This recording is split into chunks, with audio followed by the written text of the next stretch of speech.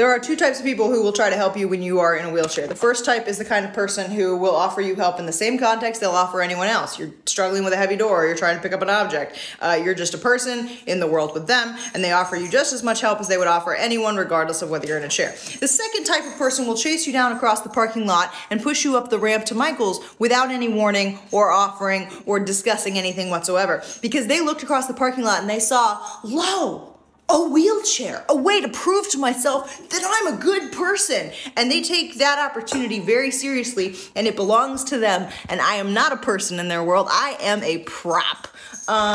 Those kinds of people would not really notice that I have spikes on my handlebars, or they would see that as me being annoying and getting in the way of their little pantomime that they're playing with themselves in their mind. So saying, "Don't touch my chair," in actual letters lets me be a dick to them.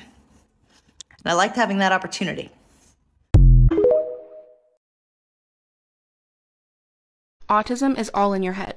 Literally, it's neurological, it affects your brain. But did you know it also affects your brain physically? For example, the hypothalamus of autistic people is actually found to be smaller. And the hypothalamus controls the hormones that help regulate hunger, thirst, bodily temperature, sexual function, and so much more. This can cause us to have difficulties understanding when we're hungry, when we're thirsty, and also when we've had too much to eat, as well as other bodily cues like knowing when to use the restroom. This can also be the reason for thermodysregulation in autistic people. The hippocampus of autistic people was also found to be larger, which is responsible for storing and maintaining memories. Some autistic brains were also found to have sparse or missing corpus callosum. This can cause developmental delays, difficulties with hand-eye coordination, and repetitive speech, amongst other things. The amygdala of autistic children was found to be larger, which can cause a lack of understanding of fear or dangerous situations. However, it was found to be shrunken in adults, smaller than seen in neurotypical brains. This could cause excess fear, anxiety, or paranoia. Autistic brains were also found to have shrunken tissue in parts of the cerebellum. This can cause difficulties with social interactions, coordination, and cognition. Another key difference seen in autistic brains is the brain volume. Watch part 2 to see how your brain volume could actually be responsible for the gifted kid to autistic burnt-out adult pipeline.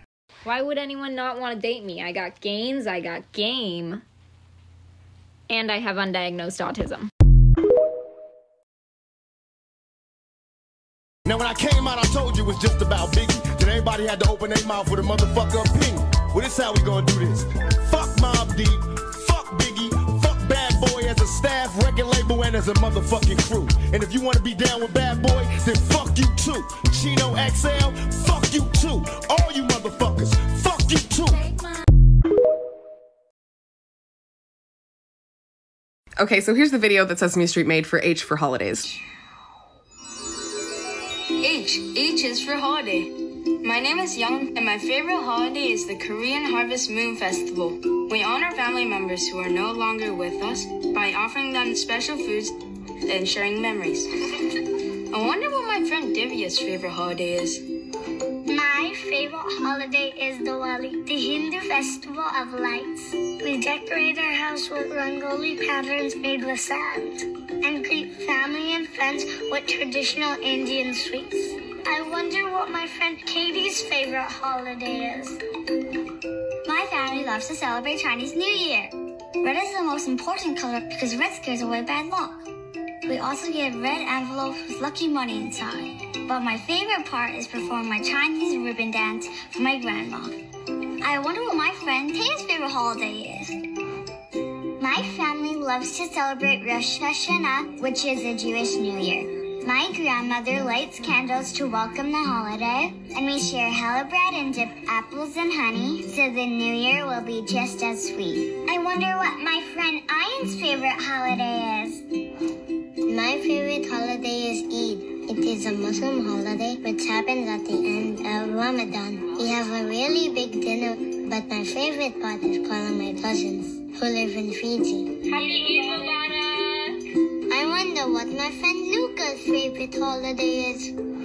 My favorite holiday is Christmas. My favorite part is putting the most important ornament on top, the Christmas star. I wonder what holiday we can all celebrate together. New Year's Eve. Happy New Year! No matter where you're from or which holiday you celebrate, it's a special time of year to spend with the people you love. H is for holiday. They included so many different cultures. It is so simple to be so inclusive. There is no gender war going on within the black community. Black women are speaking out against the violence that they experience at the hands of black men, and black men feel attacked. You're literally not being attacked. We're just telling the truth.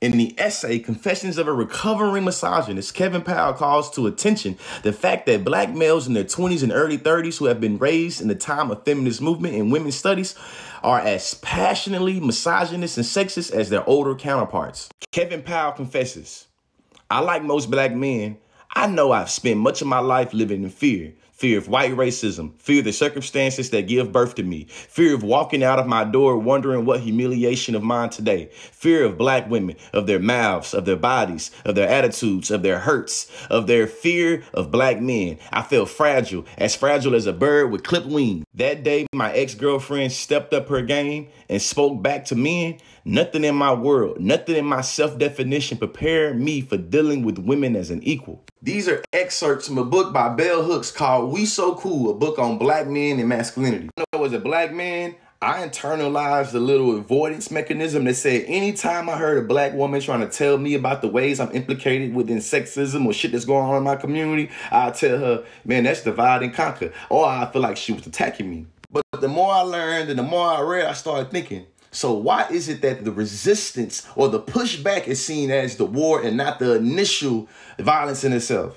What I mean by that is attacking men is seen as tragedy, attacking women is seen as tradition. Bell Hooks goes on to say, very few black males dare to ask themselves, why do they not rebel against the racist, sexist status quo and invent a new ways of thinking about manhood, about what it means to be responsible, about what it means to invent one's life? Often, black males are unable to think creatively about their lives because there are uncritical acceptance of narrow life scripts shaped by patriarchal thinking. Many of my male counterparts will ask questions about who gave us this title and identity of black, will ask us questions about how do we get this racial identification. Those same people don't have the same energy when it comes to being critical about how we understand what it means to be a man, how we exert our own masculinity, how we define ourselves as men. It's this intersectional workshop that I do for a lot of colleges, right? And I read this quote that says, oppression to men is seen as a tragedy, oppression to women is seen as a tradition. And I think that rings true when it comes to the black community. And in conclusion, to my fellow black men, when you hear this video and you start to regard to being like, man, he pandering, he's simping, this, like, or whatever, right? Think of the Malcolm X quote, what he said about black women, and ask yourself, when he said this, was he simping or trying to get some, or was he being truthful? Education is elevation. Chicken sandwich, let's check it out. Yesterday, supporters of ex-Brazilian President Jair Bolsonaro stormed the Brazilian Congress, Supreme Court, and Presidential Palace to not accomplish anything and just destroy some property because they believe that their most recent election was rigged. This event was clearly inspired by the January 6th insurrection and was just as poorly planned.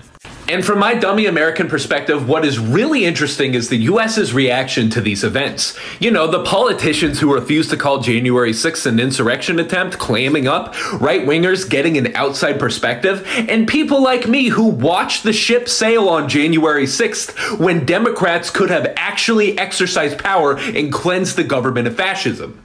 And we watched as the new leftist president, Lula, told those insurrectionists and the cops who helped them to sleep with one eye open, and it seems like he's actually holding people accountable. His response to this event was stellar, so much so that I felt like he was throwing shade at the US. I want to eat that! You're stealing, right to jail. You're playing music too loud, right to jail, right away. You're driving too fast, jail. Slow, jail. You're charging too high prices for sweaters, glasses. You right to jail. You undercook fish, believe it or not, jail.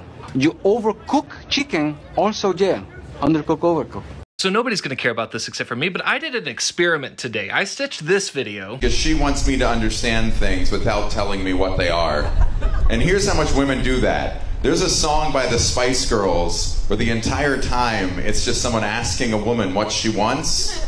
and she never answers. Haha, yes, women equals difficult. But anyway, in my Stitched video, I explained that they do say what they want literally in the chorus of the song. And of course, that video was already pretty funny to me because he tried to use that song as an example of how women don't communicate, but instead he ended up serving as an example of how cishet men gaslight women into believing that they don't communicate, but that wasn't actually the experiment I was trying to go for. The experiment of that video was to see how many people disagreed with the fact that the Spice Girls said what they wanted in that song, and how many of those people were dudes. And the answer, all of them. Every last one was a dude. So, moral of the story, if you are a dude and you don't believe that women say what they want, and you think that comedy routine is funny because you don't think that the Spice Girls said what they want in that song, it's pretty damn self-evident now that they are saying what they want and you don't know how to listen. And if you are experiencing very frequently times in your life where people aren't being very clear with what they want from you, you might want to re-examine the odds of it being a them problem or it being a you problem. And by the way, they don't want you to zig a zig ah. They're not asking you to do that. The lyric is, I really, really want to zig a zig ah. You don't have to do it. You just have to respect their wishes to do it. When you compare that to, if you want to be my lover, you gotta get with my friends, there is a very different direction going there. I want to zig a zig ah.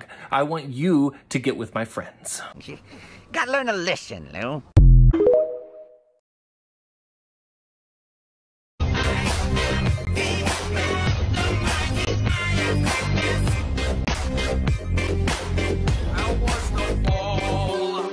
This comment reads, I got called a Zogbot the other day. Was that a dog whistle or anything, or just a chronically online insult? I mean, it's kind of both, but it's definitely a dog whistle. Now, some dog whistles, when seen out in the wild and in isolation, are just red flags and are not an immediate guilty verdict. For example, my mother's email address ends in the numbers 88, and it's not because she's a white supremacist, it's just because that's the year that she was married. And quite frankly, I don't have the heart to tell her what those numbers mean in a different context. This dog whistle is not one of those. This is an immediate guilty sentence, go straight to jail, do not pass go, do not collect $200. So Zog, Z-O-G, is a neo-Nazi acronym standing for Zionist Occupied Government. It usually refers to the United States, but it perpetuates the idea of a Jewish conspiracy that controls the entire world. At some point after Zog came into existence, people started combining it with robot to make Zogbot. And it basically just means that they think that you are either a fanatical Zionist or a puppet of the Zionist shadow government. What are they cooking this time? Let's check it out. Wait. We still want to build that wall on the southern border? We're still pushing for that? Even though undocumented immigrants commit less crime than US citizens? Even though economists have been telling us that immigration is beneficial for the economy? Even though the wall will be ineffective at stopping drug and sex crime because crime organizations won't be stopped by a wall because they use planes and boats for transportation? Even though we should focus on having a sane process of properly claiming asylum and not throwing immigrants in detention centers instead of building a pointless wall that Mexico will definitely not be paying for? The Nile's a river in Egypt, buddy. You're just racist. I want to eat that! Shit like this brings the movement down. Everyone's a feminist until there is a spider around.